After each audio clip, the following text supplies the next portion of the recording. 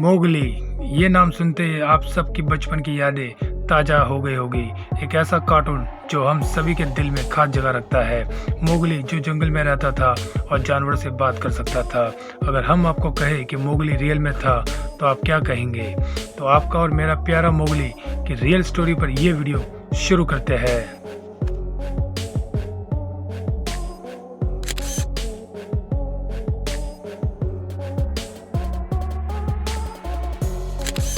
Mowgli पर अब तक बहुत से कार्टून और फिल्में बन चुकी है। हालांकि ये कार्टून मोगली के लेखक रुडयार्ड किपलिंग ने पहली बार 1894 में द जंगल बुक नाम का ये कार्टून शो सबके सामने लाया था।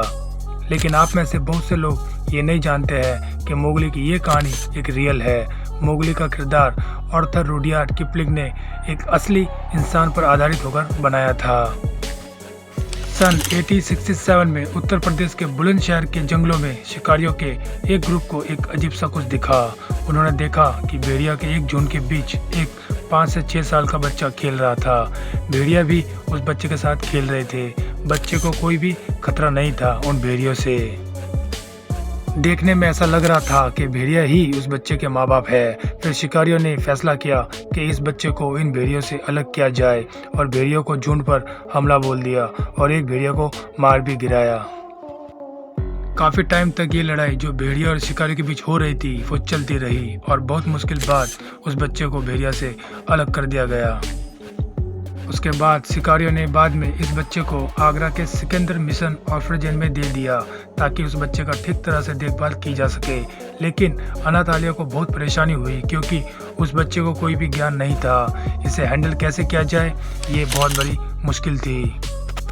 यहाँ इस बच्चे को नाम दे दिया गया दीना सनीचर। दीना ये तो अनाथालयों के बाकी बच्चों के साथ ही रहता था पर वह बाकी सब बच्चों से अलग था। दीना और बच्चों की तरह बोल नहीं पाता था। उसकी आवाज़ भेड़ियों जैसी थी जो किसी की समझ नहीं आती थी और वह जब चलता था तो ऐसा लगता था जैसे कोई जानवर चल रहा है। यानी वह अपने पैरों पर नहीं चलता था, पैरों के साथ वह अपने हाथों का भी इस्तेमाल करता था और ज़मीन पर गिरे पानी को भी अपनी जीभ से चाट चाट कर पिया करता था जैसे और जानवर करते हैं। अगर कोई गिलास या कप में पानी दीना को देता था तो दीना समझ नहीं पाता था कि उसके साथ करना क्या है।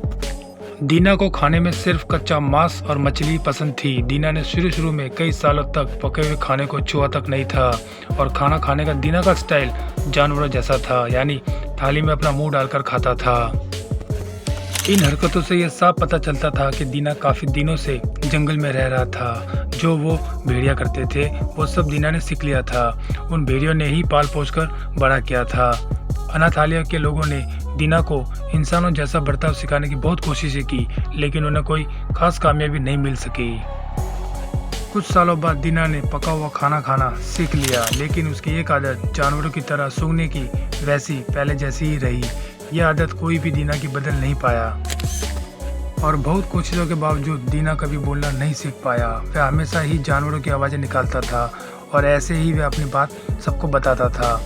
दीना 12 साल के होते होते कपड़े पहनना और अपने दोनों पैरों पर चलना सीख गया था। लेकिन रात में सोते वक्त दीना भेड़ियों की तरह ही सोता था। दीना अपनी पूरी लाइफ में इंसान के बहुत कम गुण ही सीख पाया पर जीते जी दीना ने अपना दोस्त किसी को नहीं बनाया, ना ही इंसानों के प्रति अपना लगाव दिखाया। हालांकि एक दोस्त दीना ने बना लिया था जो अक्सर दीना के साथ दिखता रहता था। वो था एक कुत्ता। दीना कुत्ते के साथ खेलना और रहना बहुत पसंद करता था। इसके विपरीत दीना ने इंसानों की एक बुरी आदत सीख ली थी, वह थी धूम्रपान करना। दीना को धूम्रपान करना बहुत अच्छा लगता था। इस तरह से दीना को आदत सी लग चुकी थी और आखिरकार इसी आदत के कारण दीना की 35 साल की उम्र में मौत हो गई। तो दोस्तों ये थी दीना सनीचर यानी मोगली की असली कहानी। आपको कैसी लगी हमें कमेंट करके ज़रूर बताएं। इस कहानी से हमें एक सीख जरूर मिलती है कि जानवरों को भी इंसानों के बच्चों के प्रति प्यार होता है, तभी उन भेड़ियों ने उस बच्चे को पाला। बहुत ही अच्छी कहानी है। मैं मोगली का तो फ़ैन था ही पर यह कहानी जानकर और भी बड़ा फ़ैन बन चुका हूँ। आप इस वीडियो के लिए एक लाइक ज़रूर कीजिएगा।